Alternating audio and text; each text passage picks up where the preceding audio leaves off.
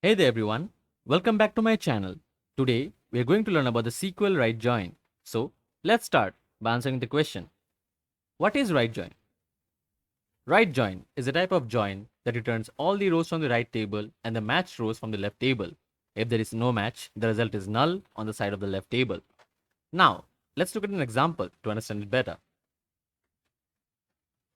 We have two tables, the employees table and the departments table. And in both the tables you we have common column that is department ID. But if you want to perform a right join, the second table, that is the departments table, will be fixed, and the matching values from the left table will be printed along the right table. So that means that we'll get all the output from the departments table, but only the matching results from the left table. So since department ID 1 is present in both of them, so we'll get this row from this table.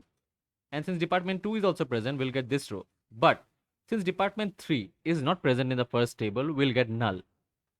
Now let's look at the resultant set after the right join has been performed. The resultant set looks like this. We can see that since department ID 1 and 2 has a match in the left table, we get the rows from the first table. But for department ID 3, since it's missing on the first table, we get null. And that's how you can effectively use right join in SQL to combine your tables and ensure you capture all the data from a right table.